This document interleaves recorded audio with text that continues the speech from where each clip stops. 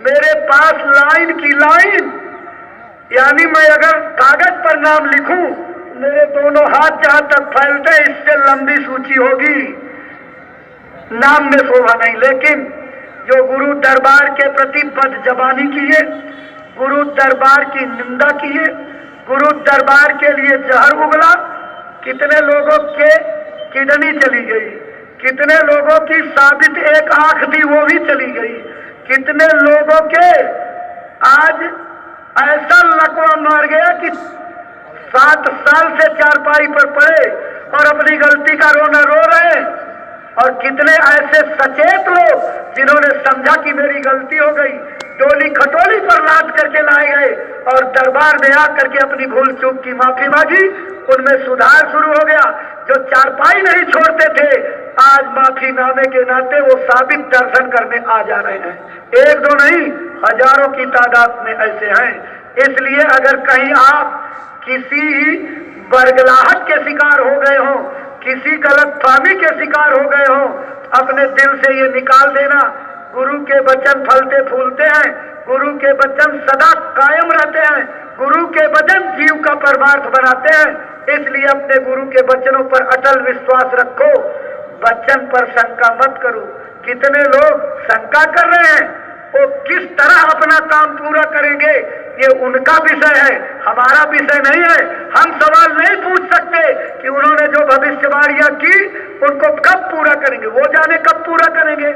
महात्मा की वाणी में राज होता है, एक बात में 1000 बात छिपी होती है। संतों के बात में, जब केला के पात में, पात पात में पात, तीन संतों की बात में, बात बात में बात। ऐ प्रेमी, एक एक बात में हजारों बात छिपी रहती। इसलिए गुरु की बात का अर्थ मत लगाओ, तर्क वितर्क मत करो, बुद्धि की पहलवानी मत करो। अपना परमार्थ बिगाड़ने के साथ और लोगों का परमार्थ मत बिगाड़ो। एक पैमाना आप नाप लो। आप कहते हो ये गुरु भाई है, गुरु भाई क्या काम करता है?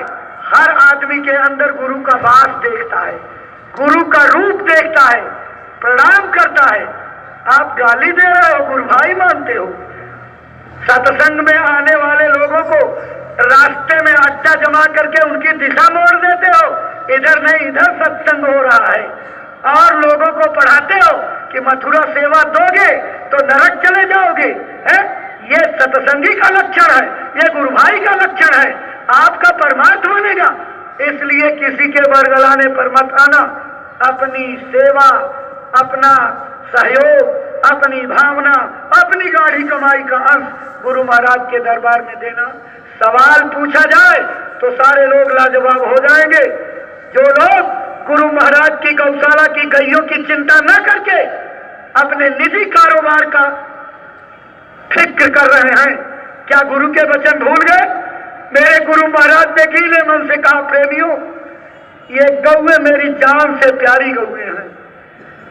अगर जरूरत पड़ी तो मैं इनके लिए भीख मांग करके लाऊंगा, खिलाऊंगा, लेकिन इनको भूखों नहीं मरने दूंगा और इनको बेचूंगा नहीं।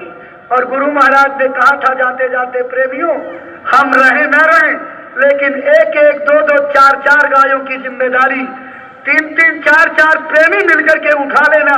ये व्यवस्था चलती रहेगी और ये गायों की सेवा होने लगेगी। गाय तो बहुत इफराद है, लेकिन जो गुरु के वचन से जुड़ी चीज होती है वो फायदेमंद होती है। जिन गायों के लिए गुरु के वचन मुंह से निकल गए, अनामी पुरुष के वचन निकल गए, उन गायों की सेवा का एक गोरख धंधा आपके सामने आ गया। इसी गोरख धंधे से आप सेवा करते रहोगे, गुरु की दया उसी बहाने आती रहेगी।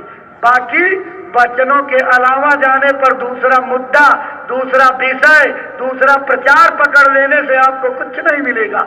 अपने गुरु के वचन को पकड़ो। एक ही वचन जाते जाते गुरु महाराज ने कहा, प्रेमियों, मेरे इस शाकाहार का प्रचार करते रहना। आखिरी वचन गुरु महाराज के यही थे, मेरे इस शाकाहार का प्रचार प्रेमियों करते रहना, इसी से देश दुनिया में बहुत बड़ा परिवर्तन और तुम्हारा आत्म कल्याण हो जाएगा। शाकाहार के प्रचार का नतीजा देख रहे हो। गुरु महाराज के जमाने में होली के कार्यक्रम में क्या कभी इतनी भीड़ देखा था? अभी दिसंबर के भंडारे में दादा गुरु जी महाराज की पुण्य तिथि वाले त्योहार पर उस भंडारे की भीड़ को मात कर गई। आप बधाई के पात्र हो, आप प्रशंसा के पात्र हो।